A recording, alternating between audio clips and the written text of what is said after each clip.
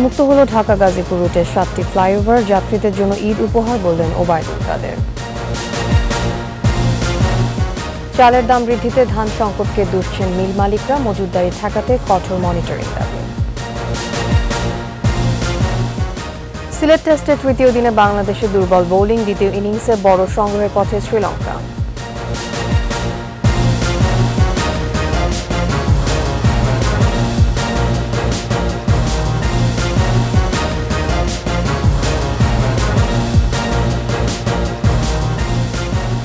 শুনছিলেন first security ইসলামী bank PLC সংবাদ শিরোনাম। আমন্ত্রণ জানাচ্ছি দুপুর 2টার 21 সংবাদে। আপনাদের সাথে থাকছে আমি তাসনিমা আফিফা।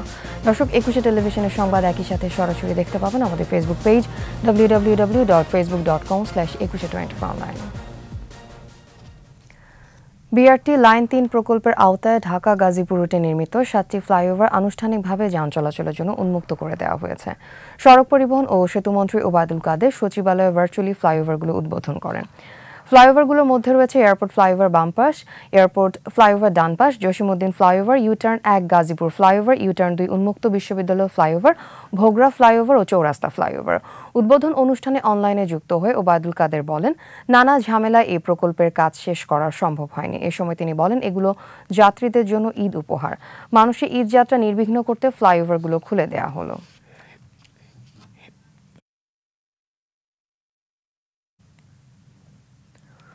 হঠাৎ করে বেড়েছে চালের দাম। বাজারে ধানের সংকটকে এজন্য দায়ী করছেন চাল কল মালিকরা, তবে এ দাবি মানতে নারাজ ক্রেতা বিক্রেতারা। মজুতদারি ও কৃত্রিম সংকটে দাম বৃদ্ধি রোধে মনিটরিং অভিযান এবং আইনের কঠোর প্রয়োগের দাবি তাদের। দিনাজপুর প্রতিনিধি চিত্ত ঘোষের রিপোর্ট জানাচ্ছেন রত্না জামান।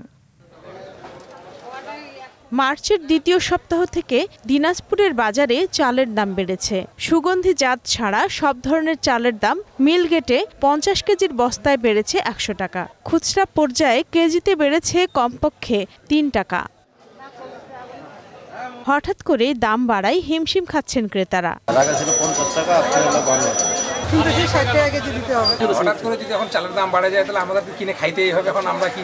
খুচরা বিক্রেতাদের অভিযোগ, ধানের সংকট দেখিয়ে চালের দাম বাড়িয়েছেন মিল মালিকরা, যার প্রভাব পড়েছে বাজারে।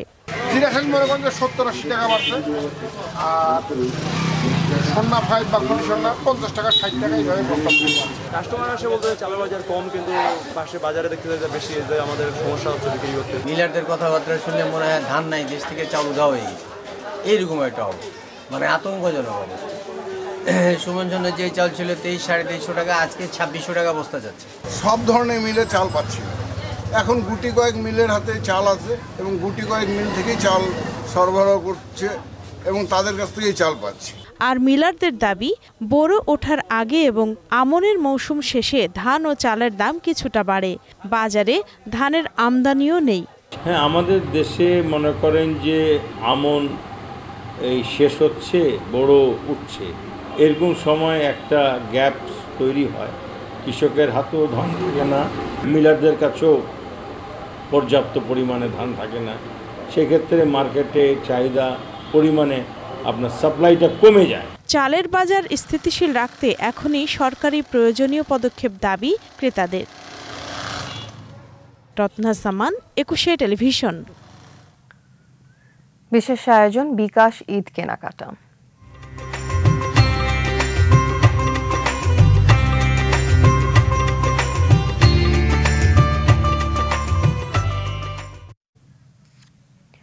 ঈদ আনন্দে বাড়তি মাত্রা যোগ করে নতুন পোশাক। ঈদে ছেলে মেয়ে ছোট বড় সবার জন্যই নতুন পোশাকের সমাহার ঘটিয়ে থাকে ফ্যাশন হাউসগুলো।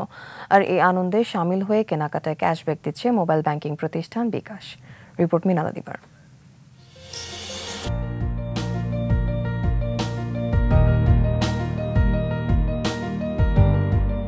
ঈদ মানে খুশি, ঈদ মানে আনন্দ। ধনী গরিব ভেদাভেদ ভুলে পরস্পরকে বুকে টেনে নেয়ার দিন। সেই খুশিকে বরণ করতে ফ্যাশন ব্র্যান্ড মনসুন রেইন লাইফস্টাইলে নিয়ে এসেছে বৈচিত্র্যময় পোশাকের সংগ্রহ। রাজধানীর এলিফ্যান্ট রোডে মনসুন রেইনের আউটলেটে ছেলেদের ঈদ কালেকশনে এবার এসেছে নতুন সব design. Formal shirt, smart casual shirt, half shirt, polo T shirt, panjabi pant, belt, tie, মোজা থাকছে এবার ঈদে। কেনাকাটায় বিকাশ পেমেন্ট করলেই ক্রেতারা পাচ্ছেন 10% ইনস্ট্যান্ট ক্যাশব্যাক। কাস্টমার পেমেন্ট যত টাকা করুক আর কি, সর্বোচ্চ 1000 টাকা করলে একদিনে 100 টাকা পাবে, তারপরের দিন করলে আরও 100 টাকা পাবে, মানে সর্বোচ্চ 200 টাকা করে পাবে। কাস্টমার খুব আনন্দের সাথে নিচ্ছে, কাস্টমার হচ্ছে বিকাশ সবাই পছন্দ করে। ফর্মাল শার্টটা আছে, ফর্মাল শার্টে অনেক কালেকশন আছে, যেমন চেক আছে, স্ট্রাইপ আছে, সলিড আছে, জ্যাকেট আছে। তো যেগুলো কালেকশন আছে এবারে সব মানে 2023 থেকে 24 বেস্ট কালেকশন এবার। একদিকে কেনাকাটায় আনন্দ, অন্যদিকে বিকাশ পেমেন্টে ক্যাশব্যাক পেয়ে খুশি ক্রেতারা। তো আগে আমরা সাথে ক্যাশ নিয়ে আমাদের ঘুরতে হতো, দেখা গেছে অনেক সময় ওঠু করতো, কিন্তু এখন এগুলো কোনো ঝামেলা নেই। আমরা যখন মসজিদে আমরা খালি স্ক্যান করে জাস্ট আমরা ক্যাশটা খালি পেমেন্ট করে দিচ্ছি। বিকাশে পেমেন্ট করলে ওনারা ক্যাশব্যাক অফার দিচ্ছে, এই কারণে আমরা বিকাশে পেমেন্ট করলে দেখা যায় আপনার 100 টাকা এরকম ক্যাশব্যাক একটা অফার পাই। অনেক সময় দেখা গেছে যে বাসার থেকে মানি ব্যাগটা ভুলে যায়, অনেক সময় বিকাশে যদি টাকা থাকে তাহলে দেখা যায় যে কোনো জায়গায় পেমেন্ট করা যায়, আবার ঘুরে আবার বাসায় যা লাগে না যে মানি ব্যাগের জন্য। একটা টি শার্ট কিনলাম, টি শার্ট কেনার পরে আমি কিন্তু ইজিতেই বিকাশে লেনদেন করতে পারতেছি। বিকাশে আবার আমাকে ক্যাশব্যাকও দিচ্ছে, প্রোডাক্টও পাচ্ছি আমি। এই সব কিছুতেই আমরা বিকাশকে, আসলে বিকাশ আমাদের জন্য অনেক হেল্পফুল হচ্ছে। মিনালা দীপা, 21 টেলিভিশন, ঢাকা। এই ঈদে দেশ জুড়ে কেনাকাটার ফুর্তি হবে শুধু বিকাশে, সাথে discount coupon, instant cashback.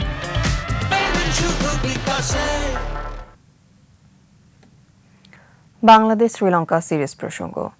Dhananjay D Silva ও কামিন্দো মেন্ডিসের জুটিতে সিলেট টেস্টের দ্বিতীয় ইনিংসে অসহায় বাংলাদেশ। সিলেটে প্রথম 2 দিনে ব্যাকফুটে ছিল বাংলাদেশ, তৃতীয় দিনে লক্ষ্য ছিল লঙ্কানদের দ্রুত অল আউট করা।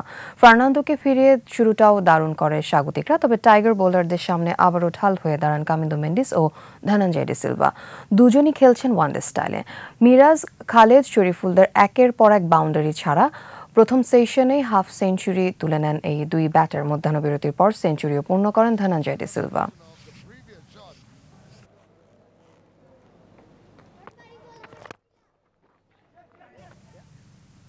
সংবাদে নিচ্ছে বিরতির পর্যায়ে থাকবে। সোনালী ব্যাংকের মালিকানায় আসছে হলমার্কের চেয়ারম্যান এমডির সম্পত্তি, বাকি মামলার রায় এই বছরে।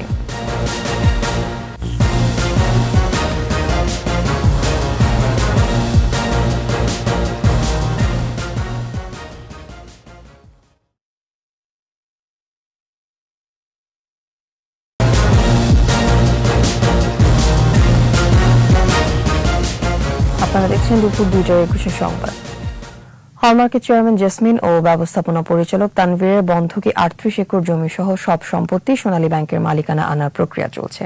এসব সম্পত্তি নিলাম করে লুট হওয়া টাকার অনেকটাই উদ্ধার সম্ভব হবে বলে মনে করছেন আইনজীবীরা। রিপোর্ট মেহেদী হাসানের।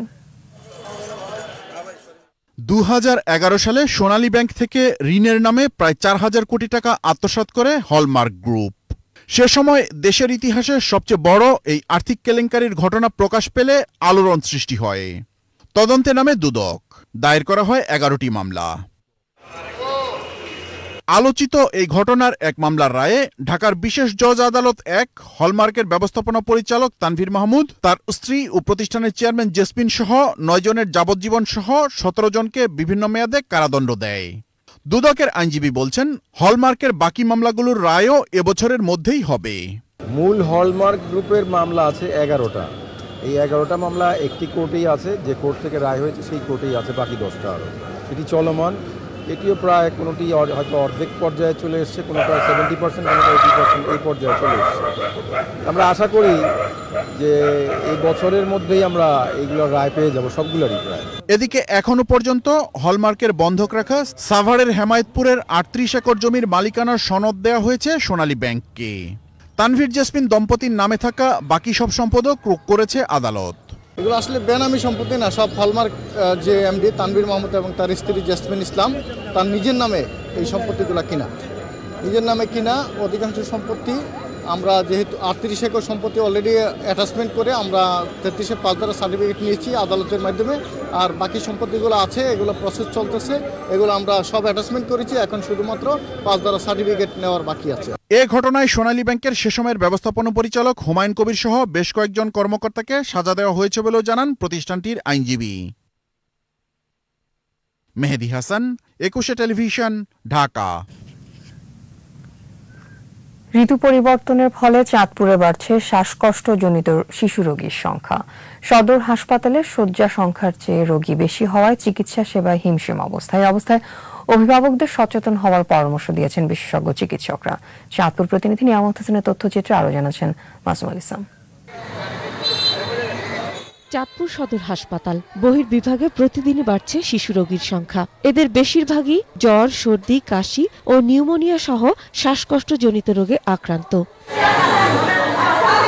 সদর হাসপাতালের শিশু ওয়ার্ডের আসন সংখ্যা 42টি।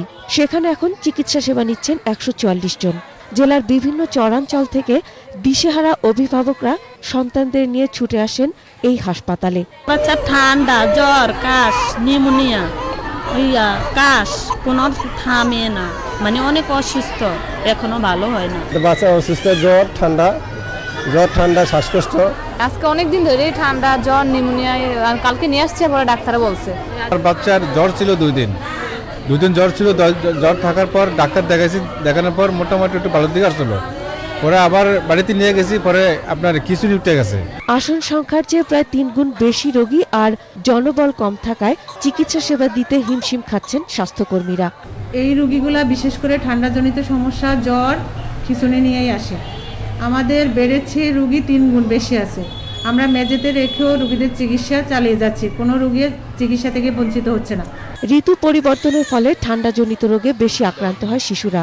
বয়স 6 মাস হলে পরিমিত খাবারের পাশাপাশি প্রয়োজনীয় টিকা দেওয়ার জন্য অভিভাবকদের পরামর্শ দেন বিশেষজ্ঞরা। এই বছর শীতের শুরুতে তো গরমের শুরুতে এবং বর্ষায় কি করে যে বাচ্চারা প্রায় শ্বাসকষ্টে এবং সর্দি, ঠান্ডা, জ্বর এগুলো নিয়ে ভুগে। কেন ভুগে? কারণ হচ্ছে যে বাচ্চাদের রোগ প্রতিরোধ ক্ষমতাটা আসলে সীমিত, এখনো পরিপক্ক হয়নি। তো আবহাওয়ার এই পরিবর্তনটা তারা অনেক সময় খাপ খাইতে পারে না, এই জন্য আসলে এরা বেশি আক্রান্ত হয়। সময়মতো চিকিৎসকদের কাছে যাওয়া সহ বছরের এই সময়ে শিশুদের বাড়তি যত্ন নেওয়ারও পরামর্শ চিকিৎসকদের। মাসুম আল ইসলাম, 21 টেলিভিশন। এবার আমাদের বিশেষ আয়োজন উত্তাল মার্চ।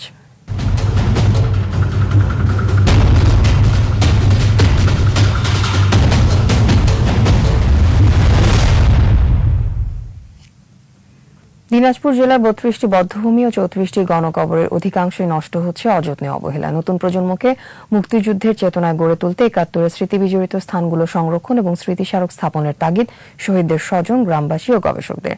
দিনাজপুর থেকে চিত্ত ঘোষের তথ্যচিত্র আরো জানাচ্ছেন মাসুম আল ইসলাম। গণহত্যা ও নির্যাতন আর্কাইভ ও জাদুঘর ট্রাস্টের জরিপ বলছে 71-এর মুক্তিযুদ্ধে পাকিস্তানি হানাদার বাহিনী ও তাদের দোসররা দিনাজপুরের 13 উপজেলায় অন্তত 1726টি স্থানে গণহত্যা চালায়। 65 নির্যাতন কেন্দ্রে চলে মুক্তিকামী বাঙালিকে আটকে নির্যাতন এবং নারীর ওপর পাশবিকতাও।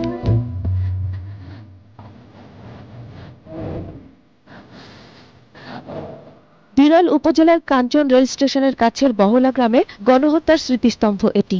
71-এর 13 ডিসেম্বর রাজাকার আলবদর আলশামসকে নিয়ে গ্রামটির কিশোর, তরুণ, বয়স্ক, পুরুষ এবং পালিয়ে আশ্রয় নেওয়া শরণার্থীদের পৈশাচিক কায়দায় হত্যা করে পাকিস্তানি হানাদার বাহিনী। পরে মরদেহগুলো গর্ত করে মাটি চাপা দেওয়া হয়। বহলা গ্রামের 43 জন সহ 60-65 জন শহীদের গণকবরের স্মৃতিফলকটিতে অযত্ন অবহেলার ছাপ সুস্পষ্ট। আমাদের পরিবারের প্রায় 9 জন লোক আছে এখানে। তো তারপরে 16 ডিসেম্বর দেশ স্বাধীন হলো, তখন আমরা দূরে ছিলাম, আসে এই লোকগুলাকে একসঙ্গেই খবর দেওয়া হয়। ইদানিং যেদিন সরকার আমাদের এই বৌদ্ধভূমির এই স্মৃতিসৌধটা দেয়, ওনার সরকার মাধ্যমে সবাইকে এক জায়গায় একত্রিত করে মারা হয়েছিল, তারপরে এখানে খাল খুঁড়ে মানে সবাইকে পুঁতি দেওয়া হয়েছিল। ঝাঞ্ঝিরা, পাতালশা ও নিউটাউন গণহত্যা সহ নির্মম, নিষ্ঠুর ও হৃদয় বিদারক অসংখ্য হত্যা ও গণহত্যার স্মৃতিচিহ্নগুলো সংরক্ষণে প্রয়োজন সম্মিলিত উদ্যোগ।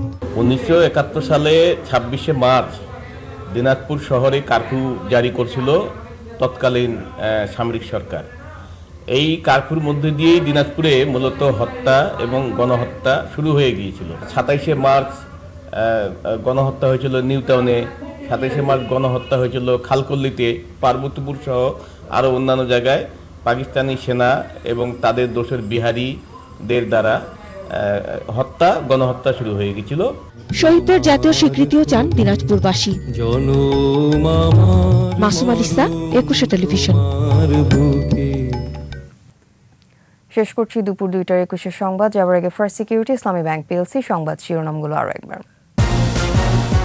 উন্মুক্ত হলো ঢাকা গাজীপুর রুটের 7টি ফ্লাইওভার, যাত্রীদের জন্য ঈদ উপহার বললেন ওবায়দুল কাদের। চালের দাম বৃদ্ধিতে ধান সংকটকে দুষছেন মিল মালিকরা, মজুতদারি ঠেকাতে কঠোর মনিটরিং দাবি। সিলেট টেস্টের তৃতীয় দিনে বাংলাদেশের দুর্বল বোলিং, দ্বিতীয় ইনিংসে বড় সংগ্রহের পথে শ্রীলঙ্কা।